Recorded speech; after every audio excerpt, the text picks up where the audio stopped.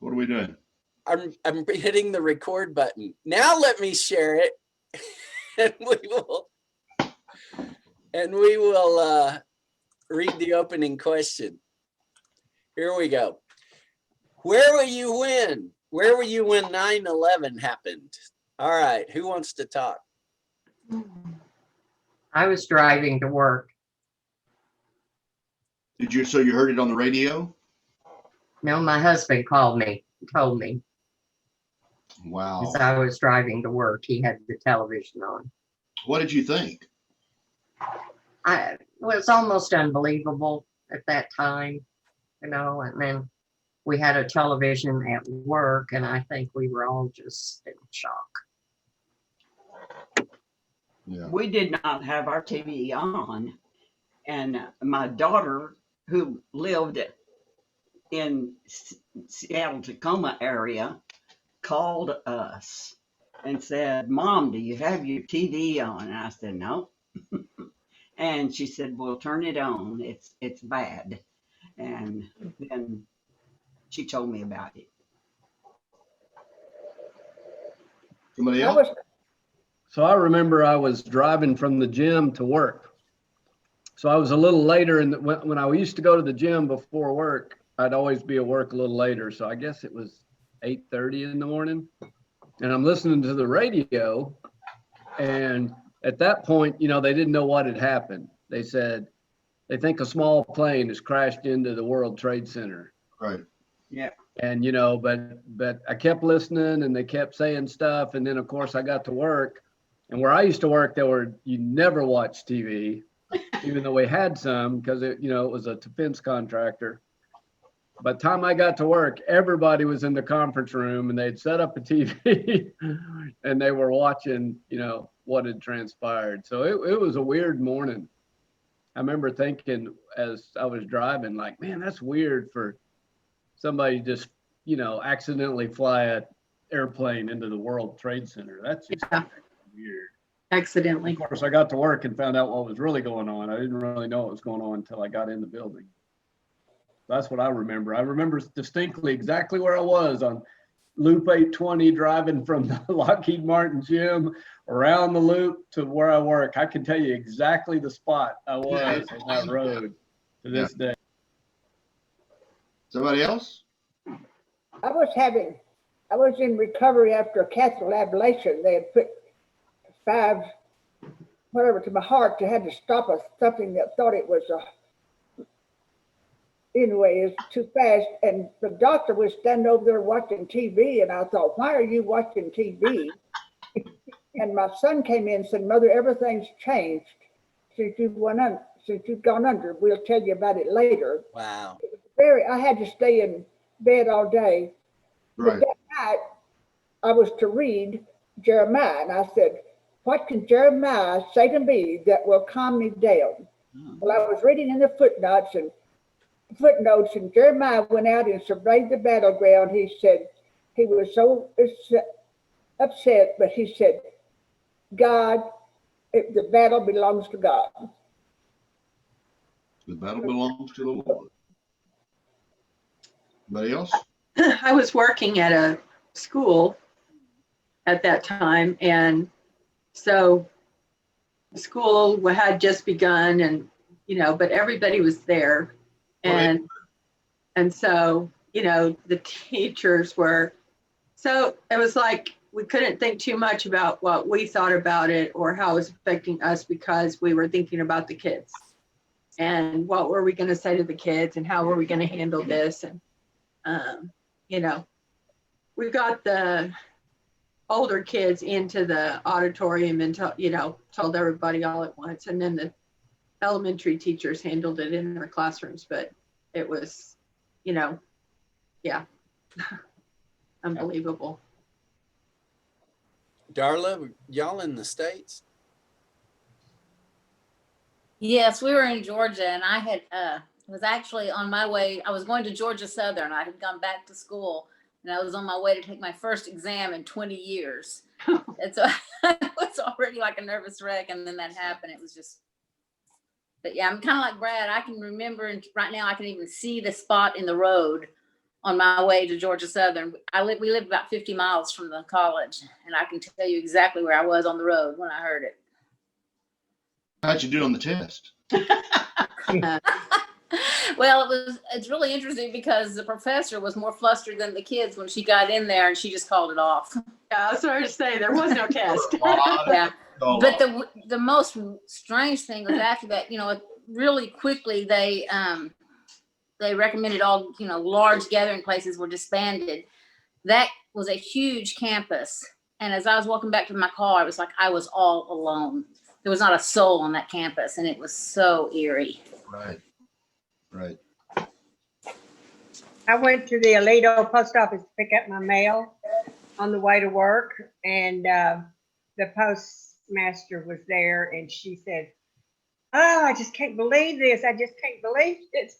And I didn't know what she's talking about. And I just remember standing right there by the door going into the post office, and she was just throwing a fit. And then I realized what had happened. So I turned my radio on then. Thomas, Tim, you all are the last two. I was working for the Air Force. I can't tell you about it. You told us you'd have to shoot us, huh?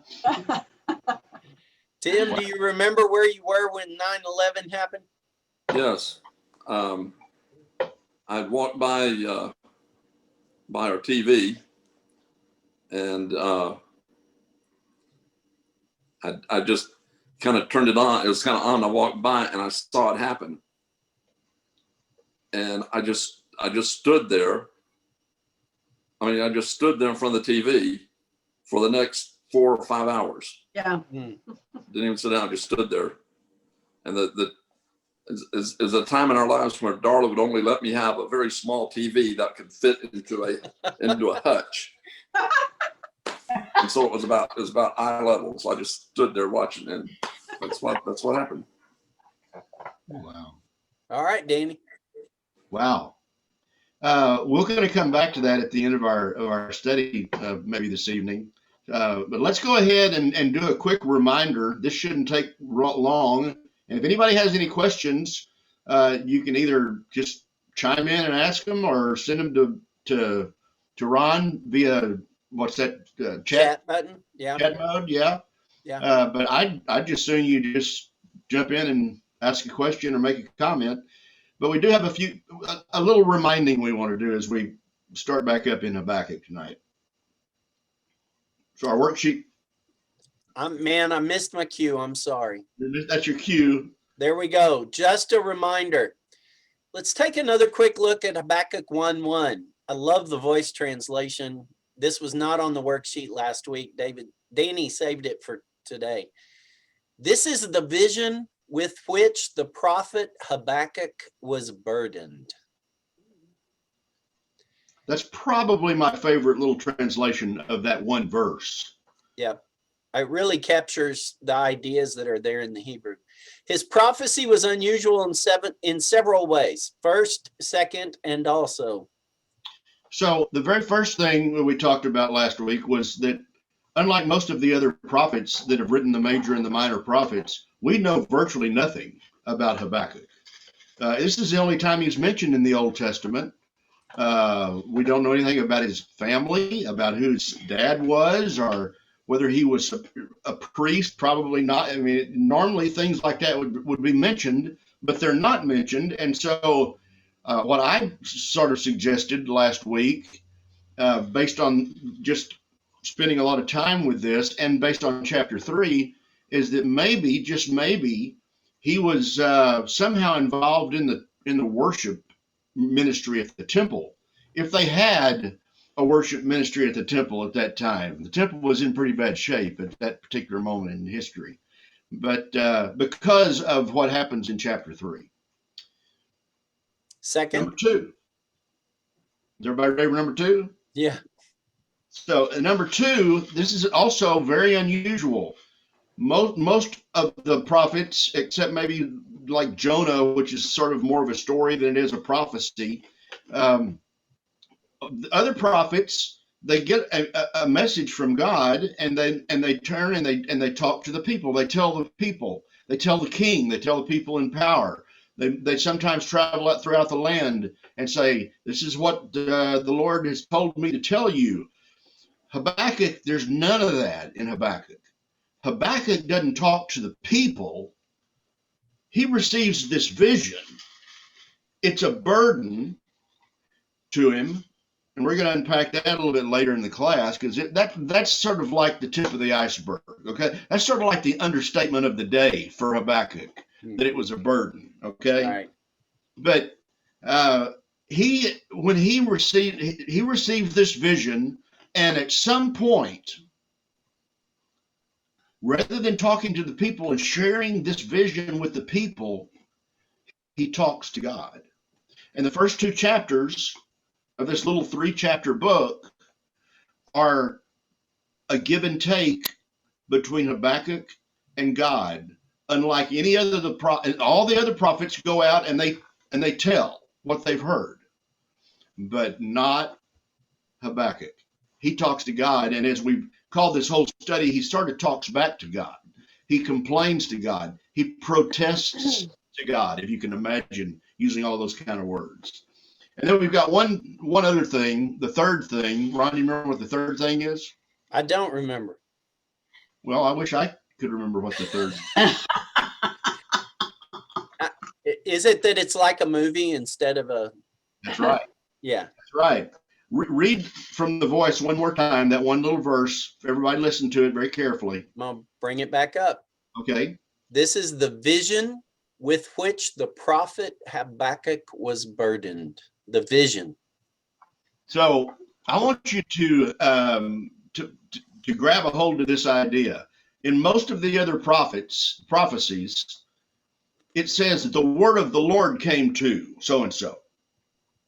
And I don't know if any of them say, I was given a vision. Now, of course, Isaiah talks about a vision that he receives in about what, Isaiah 6 or something like that. Yes.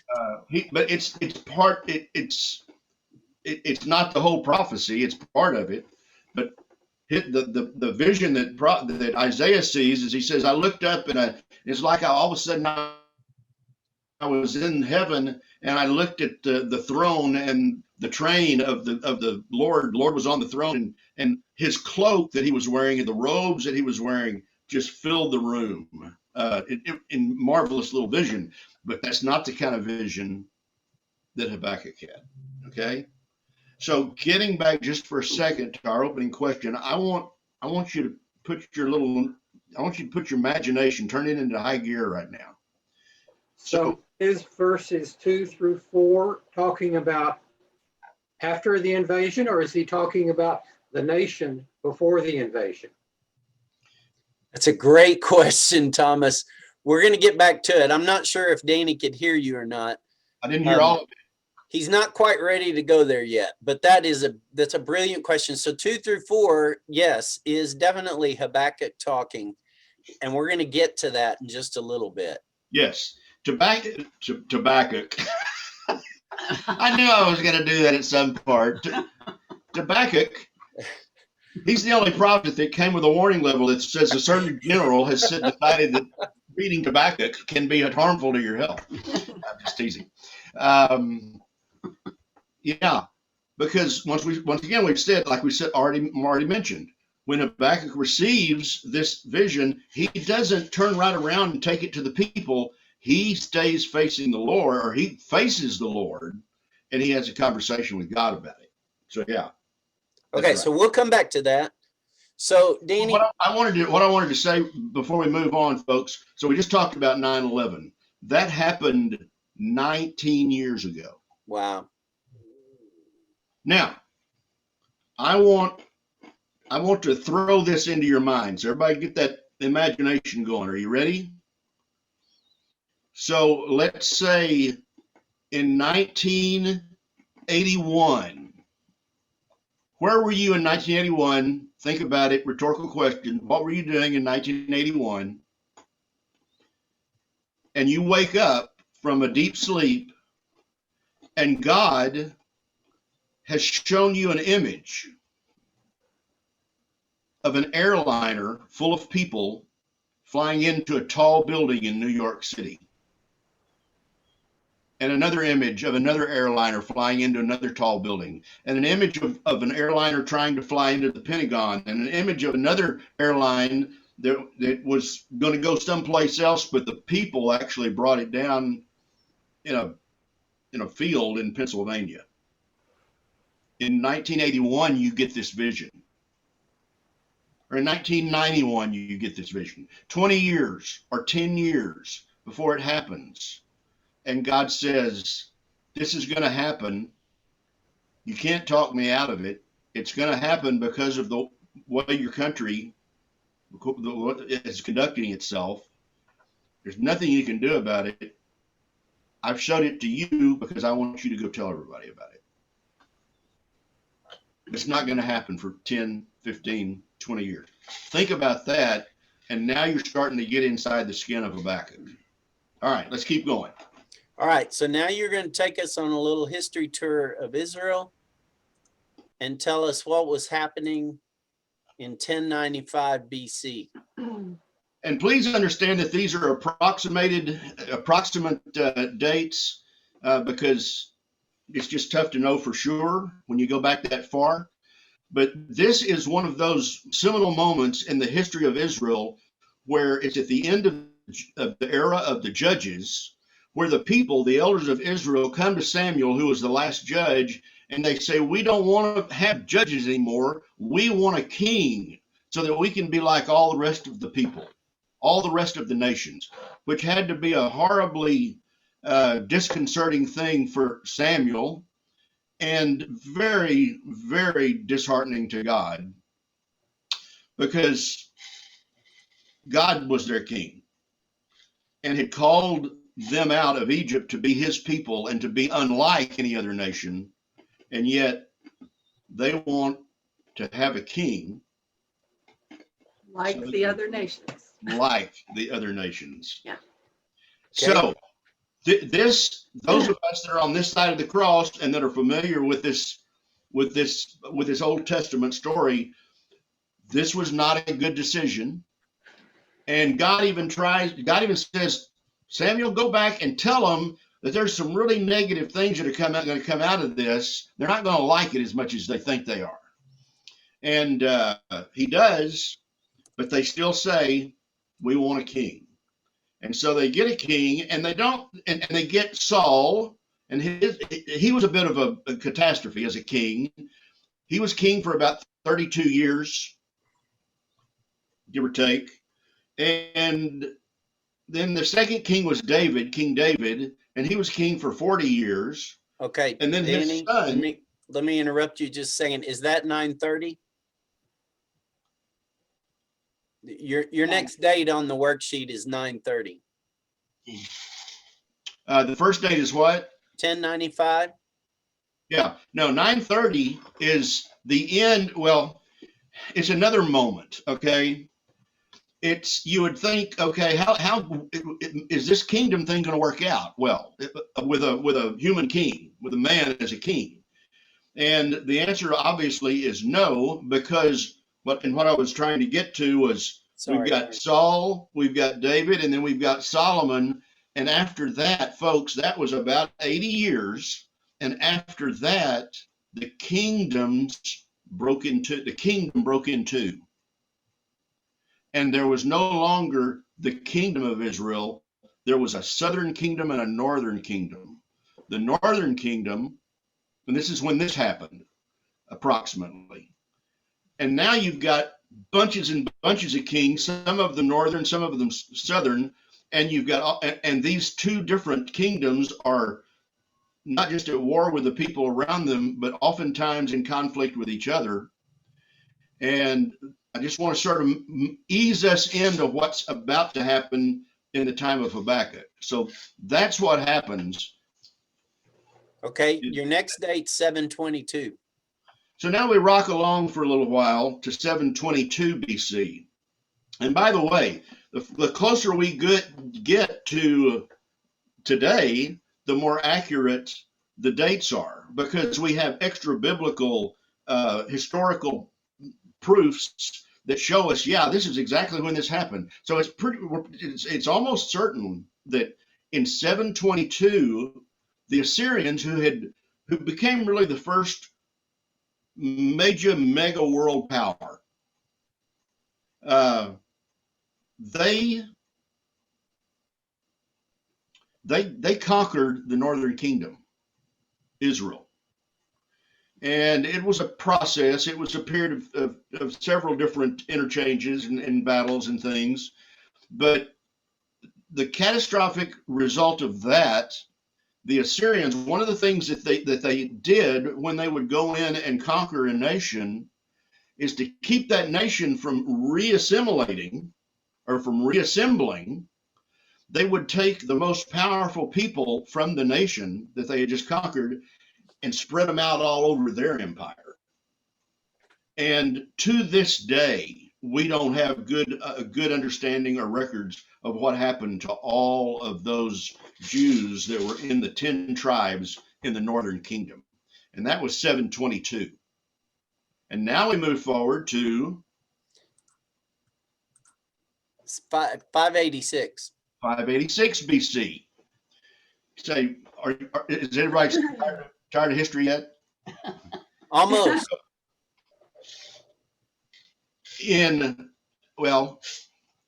I'll just say it very shortly. In 586 or 87, right around in there, the Babylonians, who had become the world power, they had conquered the Assyrians. They had become the world power, and they went in and leveled Jerusalem in 586 BC. And I mean, they leveled it. Now, there's one more date that's coming up, and it's 605. Right. And you might say, Danny, why would you insert that date? Well, I want you to understand that the Babylonians had, at some strange, weird level, a respect for Judah, which was the southern kingdom, and her God. And they were a little nervous. They had there was some old stories in that region about what had happened when the Ark of the Covenant had gone missing or had been in other areas. The Philistines had it for a while, and the horrible things that happened. There were just a lot of people that in other cultures that respected the Israelites and respected Jehovah, their God. And so the Babylonians, when they started having trouble with Judah, when Judah started pushing back and they tried a few times with smaller skirmishes to get Judah to fall into line. But Judah had bad kings, and they wouldn't fall into line. And so way back in 605, 25 years before, 30 years before the 680 or the 586 BC, when Israel was leveled, in 605, that's when Daniel and all of his buddies that we read about, they went into Babylonian captivity in 605. So that's how long these tensions were brewing between Judah and Israel, and Babylon. And so finally, Nebuchadnezzar had all he could take, and get an army in. They laid siege to Jerusalem. It took them about 2 years, year and a half to 2 years. And this was a catastrophic moment in the history of Israel. They destroyed the city of Jerusalem. They destroyed her gates, and they destroyed the temple. And as far as we know, as anyone knows, that's when the Ark of the Covenant went missing.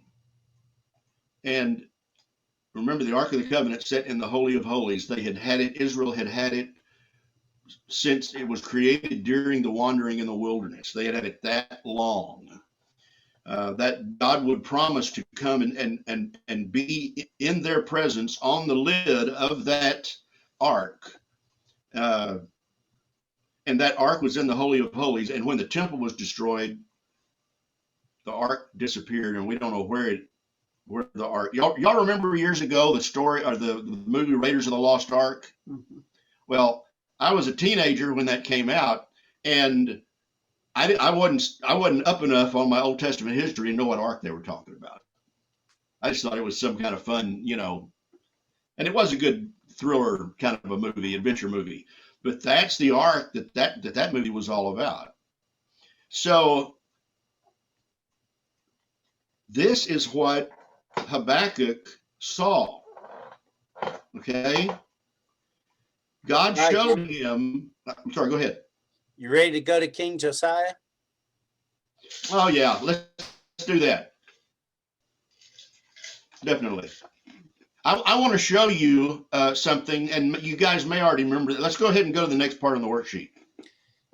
Do you remember anything about King Josiah? You can read about him in 2 Kings 22 and 23. What do y'all remember about King Josiah? Young kid. This is not, if you don't remember anything, that's fine. Say, I don't remember a thing about Josiah. Move along. Was he the young one that took over? Yeah, he was 8. Hey, It was yeah. during his reign that they found the book of the law. That's right. right. Yeah. Okay, Yeah. very good. Anything else? So he tore down, had things, yeah,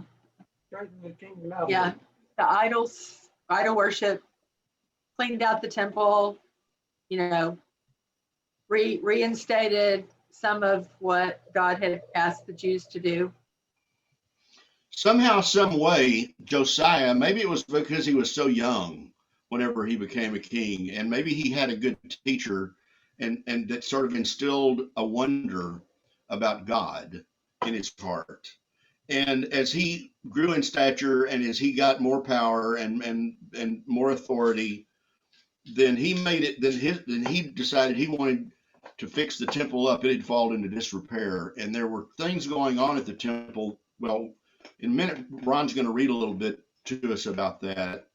But what I want you to understand is that Josiah was the first great, in my opinion, the first great reformer. I know that people think when you think about Christianity, you think about Martin Luther and the Reformation movement, but Josiah, all thousands of years earlier than that, he was the king who said, we need to clean up our act. Now that we've actually found the book of the law, and it's unclear exactly what they found, but it had much of the law of Moses in it. It had instructions about worship. It had instructions about Passover, and the Bible says that it had been so long since they'd had Passover that nobody even knew how to do it. Can you imagine this COVID thing rocking along 50, 60, 80, 100 years? I don't know. And at some point it's clear and we all go back to church and nobody remembers how to do the Lord's Supper. Yeah. And I realize that the Passover was much more complicated and complex than the Lord's Supper, but it was central to the worship life of the Israelites. And so the reason I wanted to bring Josiah into this is because I want you to understand that he moved, as we say, he tried to move. What's the old phrase we use? Heaven. Oh. Heaven and earth.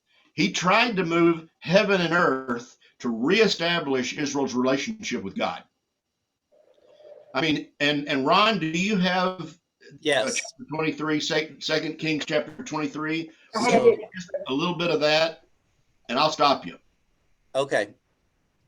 Then the king summoned all the leaders of Judah and Jerusalem. The king went up to the Lord's temple accompanied by all the people of Judah and all the residents of Jerusalem, the priests and the prophets, and all the people were there.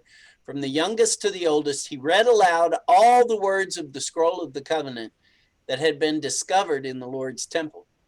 The king stood by the pillar and renewed the covenant before the Lord, agreeing to follow the Lord and to obey his commandments, laws, and rules with all his heart, and by carrying out the terms of this covenant recorded on this scroll, all the people agreed to keep the covenant. The king ordered Hilkiah, the high priest, the high-ranking priests, and the guards to bring out of the Lord's temple all the items that were used in the worship of Baal, Asherah, and all the stars of the sky. The king burned them outside of Jerusalem in the terraces of Kidron and carried their ashes to Bethel. That's not a short distance, by the way. He eliminated the pagan priests whom the kings of Judah had appointed to offer sacrifices on the high places in the cities of Judah and in the area right around Jerusalem. They offered sacrifices to Baal, the sun god, the moon god, the constellations, and all the stars in the sky. He removed the Asherah pole from the Lord's temple and took it outside Jerusalem to the Kidron Valley, where he burned it. He smashed it to dust and then threw the dust in the public graveyard. Now we could go on. Thank you, Ron. We could go on reading, but if we could, and if you would, maybe that's something you'd like to look at tomorrow morning in your devotional time or tonight before you go to bed. But not tonight. It'll give you nightmares. Yeah.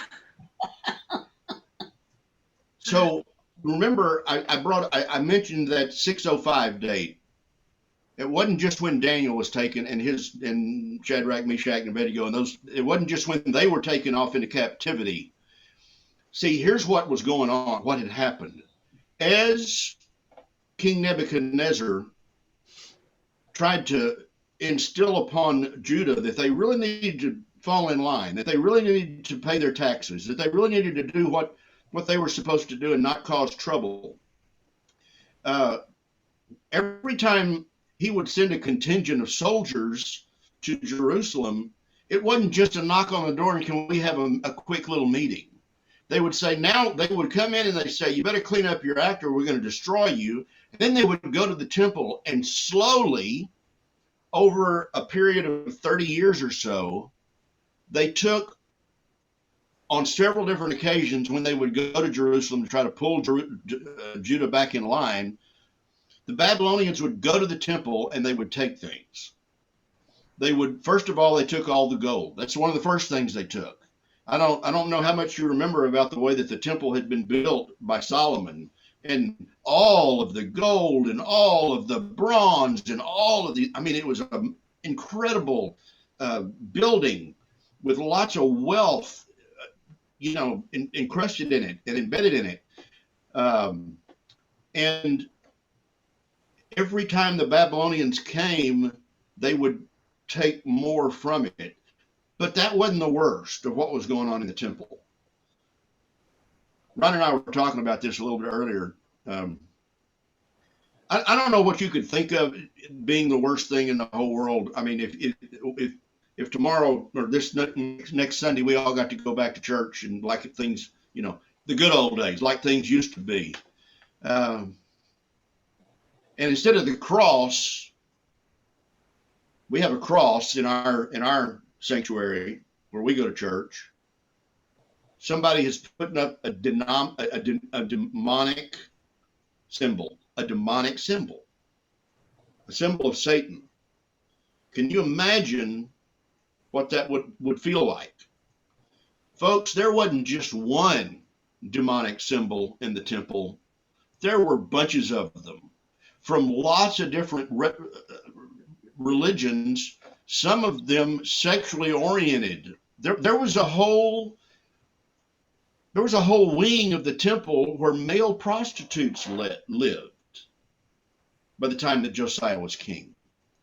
Now he tried as best he could and was so to clean it up and was so thrilled to find this book of the law and traveled hither and yon throughout Judah, destroying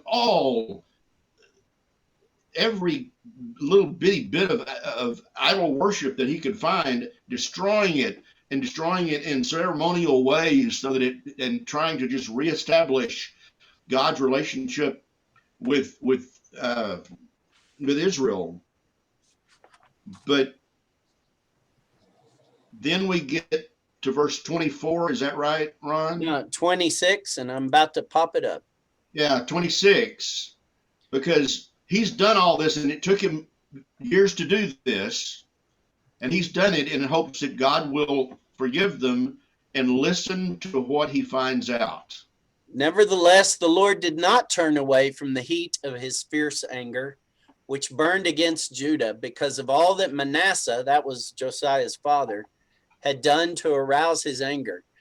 So the Lord said, I will remove Judah also from my presence, as I removed Israel, and I will reject Jerusalem, the city I chose, and this temple about which I said, my name shall be there. This is the vision with which Habakkuk was burdened, the heat of God's fierce anger. It wasn't just a burden he saw. It was a horror. You want me to keep reading? Well, I do want you to recognize, folks, and realize how much that the biblical writers can pack. So it took me 15, 20 minutes to do it. And they packed it all into just a few verses that Ron just read for us. You want to God keep going? says, hold on. God says, I appreciate your effort, Josiah. Good job. It's just too late. And just like you can look to your north and there is no longer a northern kingdom, I turn my face away from them. I'm still going to turn my face away from Judah. And this, I appreciate your effort. And what I will do for you is give you a peaceful death. That's what God promised Josiah. No. Well, that it wasn't going to happen during his lifetime. Well, Right? that wasn't going to happen in his lifetime, and that he would have yes, that's right. Hezekiah got the peaceful death. And Yeah.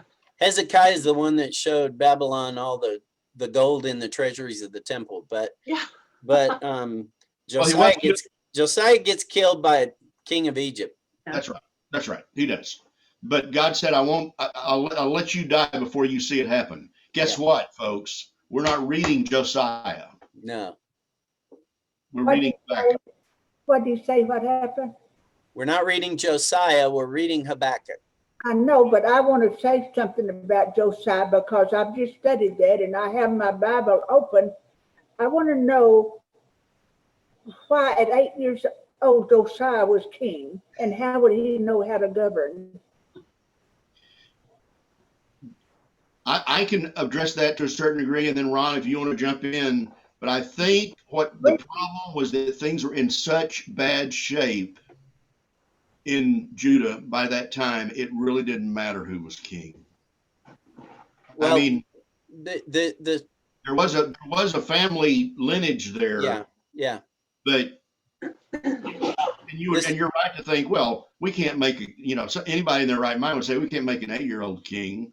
But there are other examples of people in their teens, guys in their teens becoming kings. Well, Manasseh, his father had died, so that's why he became king. But his father, Manasseh, became king at the age of 12. I mean, right. The reality is there's a whole system, a whole governmental system working with the dynasty that continues the government. The kings really Josiah is exceptional because he is a reformer.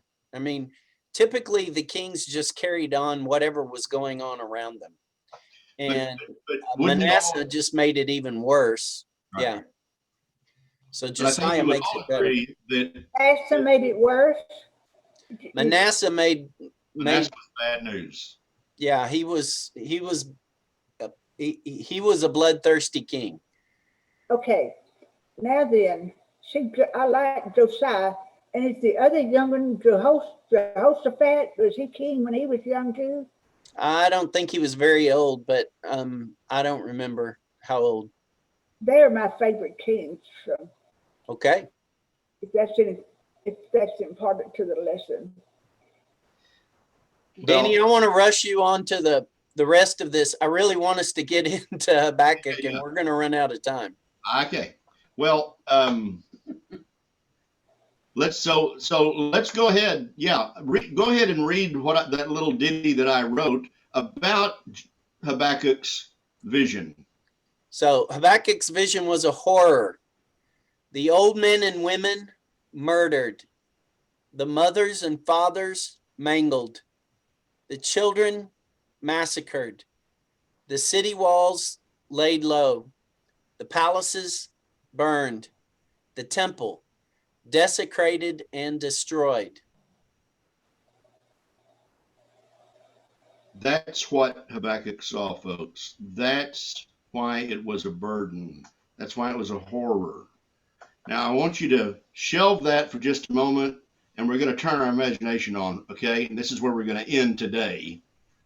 We've got a little bit more reading to do. So what's next on the worksheet, All right, Ron? putting a bow on it for now. A few months ago, after a night of public unrest, this was found scrawled on a wall in an American city. How long do we have to cry out for help before someone listens? How many times do we have to yell, help, murder, police, before someone comes to the rescue? Why are we forced to look at evil, stare trouble in the face day after day? Anarchy and violence break out, quarrels and fights all over the place. Law and order fall into pieces. Justice is a joke. The wicked have the righteous hamstrung and stand justice on its head. Who do you think wrote it? So turn your imagination on, and if this was scrawled on the wall of a city recently that had just had a protest in it, who wrote that?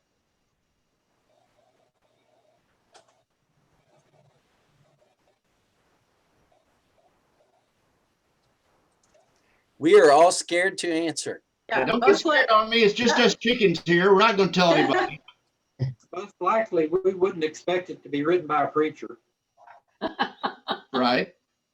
But if we did find that on the wall of a city the night after a protest, how would you, who wrote it? And why? Somebody who Protester. suffered. Yeah. Somebody what? Who has suffered. And they're protesting over their suffering. So that's who wrote it. How do they feel about what they're experiencing? They did not like it at all. And hopeless. I was going to say I could have written it the way I've been feeling lately. What's your personal reaction to it, if that were true, if that were written on one of our city's walls? I would say somebody's brilliant, and I'm tempted to go paint it under a bridge anyway. Yeah. Well, you've probably already seen through me. That's Habakkuk. Yeah. That's the first 4 verses right there. That's the first 4 verses of Habakkuk out of the Message translation. So I want you to start thinking about that. God shows in this vision, a vision of the destruction of Jerusalem. And I know it may have seemed a little bit melodramatic, what I wrote and what Ron just read about the description, but folks, that doesn't even touch the surface of the atrocities that took place in Jerusalem, that Habakkuk saw maybe 10, maybe 20 years before the fact. And now, and what we're going to see and what we're about to watch is him trying to have a conversation with God and all the different directions he's going to try to take it to try to talk God out of it. So the reason that I included the Josiah section is I wanted you to see from the Old Testament. And this shakes me to the core and makes me glad and thankful. And those are understatements. To be on this side of the cross, because Josiah went. Just go back and reread that chapter 22, chapter 23 of First Kings. Second Kings. Of Second Kings, yeah, and see what he went through to try to make things right. And at the end of it, God just said, "No, too late." And God shows Habakkuk the atrocities that are about to occur and the ultimate destruction of his hometown and of the center of the heart of the spiritual life of Israel. And what Habakkuk's about to do for the next couple of chapters is talk God out of it. It's complain, it's protest. He's going to make his case. So I'm gonna jump in here and take us back to Thomas's question from the very beginning, and say, as we read into this, Danny has tried to put us into the emotional milieu of Habakkuk, but in fact, Habakkuk is living in the it sounds like, it certainly looks like Habakkuk is living in the pre-Josiah Reformation time. Right. Yeah, that's what I was wondering, how that would fit. And this and this is what Thomas was asking. Verses 2-4 here that we just read out of the Message are just Habakkuk's talking about his own people. There's no justice. There's violence everywhere. No one comes to rescue the oppressed. And Habakkuk is upset that God's not doing something about it. Now, God's going to tell him what he's going to do about it, and Habakkuk's not going to like what God's going to do about it. And that's where we're headed. But that's why I was so impressed with Thomas's question. It's brilliant. Yes. Because it's a clear observation that, because he's quoting some other prophets. Yeah. If not quoting it, at least he's saying the same thing as they did. Right. Yeah. He's at least pointing us to the time of the horrible, horrible times under the most wicked kings in Judah. Yep. That's why I ask you, that's why we started by talking about 9/11. That's why I tried to get you to get your imagination going and to think about what you would have done if you'd found out that had happened, was going to happen 20 years before it did, or 10 years before it did, and had to live with it, and maybe had to try to make an appointment with somebody in power to try to stop it. So I purposefully didn't talk about my response, and since I have 2 minutes left, I want to steal it. You can. I'm through. I'm done. When I did the same, as I was in school, like Sue Ann was, and I had just dropped off. I had driven a group of elementary kids from the high school campus, teachers' kids, to the elementary school and dropped them off. And I walked in, and the foyer of the school was in an uproar over the news.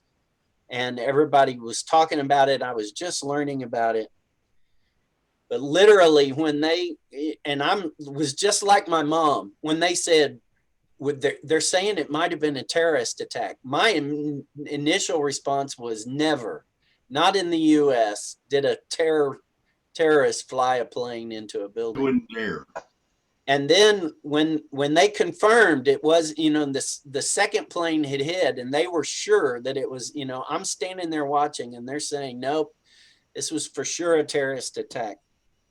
The very first thought that came into my head was a Wednesday night Bible study that Oak Ridge had about a year and a half before 9/11.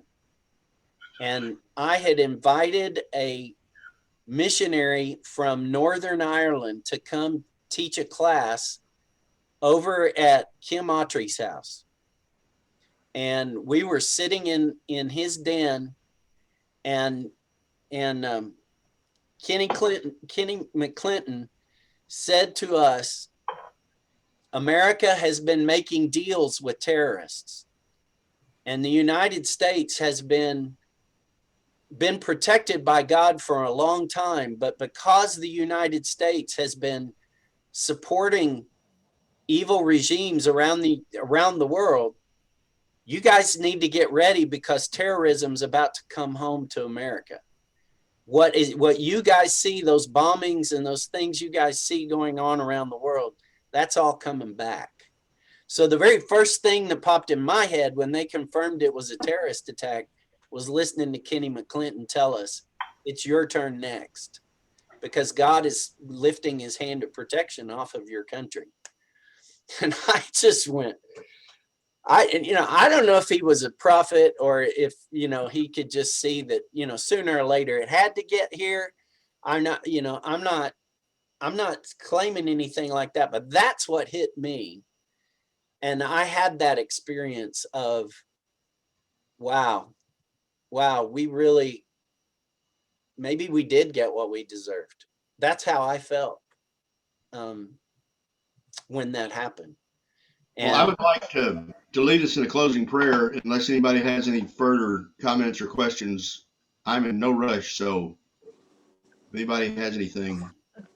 I just want to add another weird thing about that you brought up to me, Danny, when you said, imagine in 1981 if you'd had this vision.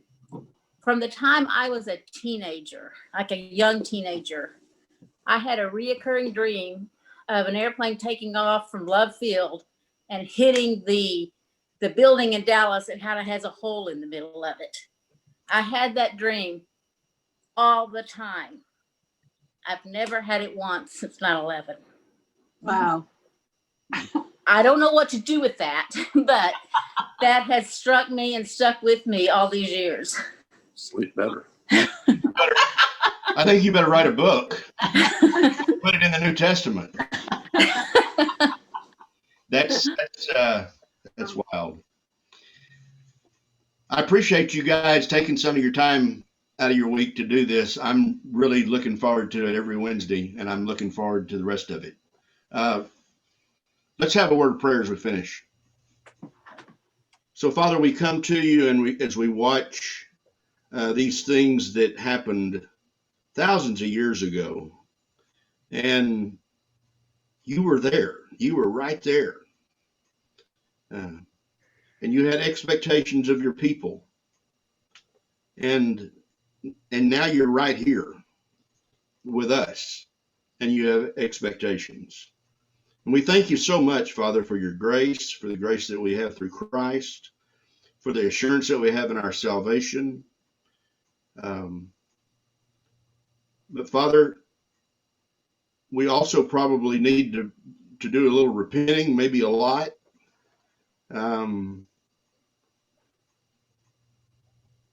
So that we don't wind up in the kind of shape that Israel was in.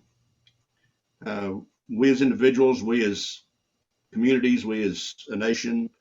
And Father, I'm not pretending to be a prophet. I don't know what you're doing with this current situation in our world and in our country. I don't know what you're up to, but I trust you, and I love your people, and help us to stay focused on the hope that we have, but also to stay focused on what we can be doing tomorrow to make our world a little bit better place. Thank you for these folks, and through Jesus I pray. Amen. Amen.